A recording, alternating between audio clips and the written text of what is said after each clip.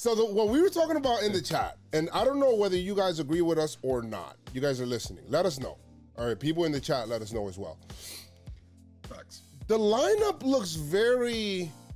Now, I'm going to preface this by saying I am not putting out there that I don't want Giancarlo coming back, right? But what I'm saying is that does it look like, and Keith said the same thing that I was thinking, bro, because there is not a stable DH, like 100% of DH, you know, it's a rotating kind of thing, that the team right now is kind of like better because of it. Because you're getting rotating DHs. You know, you can still keep Gary in there, even though Gary hasn't really done much, but you can put Voit in there. You could better up your defense by doing certain things. Like you could get more creative with your lineups, with your defensive schemes and stuff like that, because you don't have just a DH 100% that's gonna be in there kind of clogging up DH. Do you guys, and you know, we had a conversation about this earlier.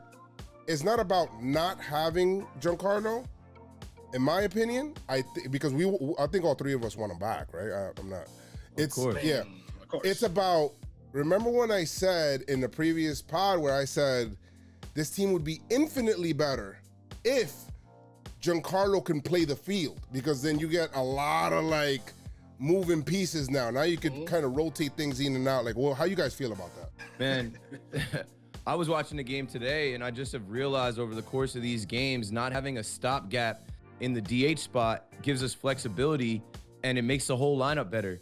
It's a way to rest guys in a way where, like, you know, some guys can get a day off from the field, but then it's also a rotating chair where you can DH Judge, you can DH Voit, you can DH Gary, you can DH any of these guys really to get their bat in the lineup. And then also with Giancarlo, I mean, we were batting him fourth.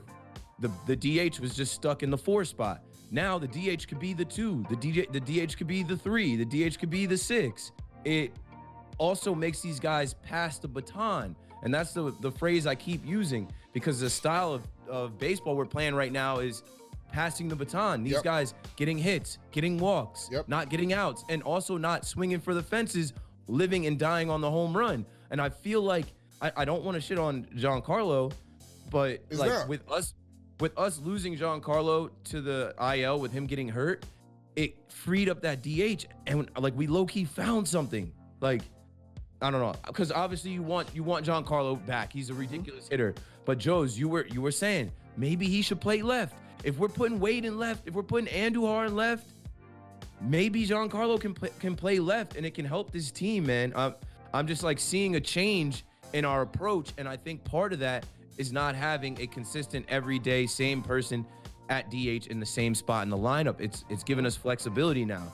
Well, I just think it gives other people a chance that either they're not really good defensively, a chance to also play, you know, and get their stuff going. People that are struggling, they could use a DH to get them going, while other people are playing their defensive positions, right? So I'm cool with that. Like, now, I'm not saying that, you know, this thing is going to stop when Giancarlo comes. You know, let's knock on wood here. I think he will adapt. I think Giancarlo will adapt. Because remember, even we were saying that during the hot streak, Giancarlo was hitting for average too. That guy was hitting rockets. Absolutely. All over the field. Absolutely. So I think in terms of keeping the line moving, I think when it comes to the offense side, defensive side of things, I think obviously he'll add to the lineup, we hope. But on the defensive side, my guy, if you could play the field, this lineup could be even more powerful, my guy. Like, you know what I mean? For sure. So, I mean, he played right field, and then we made him a DH. And I know right field is tough to play in Yankee Stadium. Left field is tough to play in. The whole outfield is tough to play in Yankee Stadium. But get him reps. Andujar is making great plays in left field, like, because he's got the reps. You can see his confidence is there now. Even Wade tracked down a ball today where I'm like, bro, Wade is so fast, and he just like takes the right path, the right angle to the ball. He looks fine. Good. He looks good.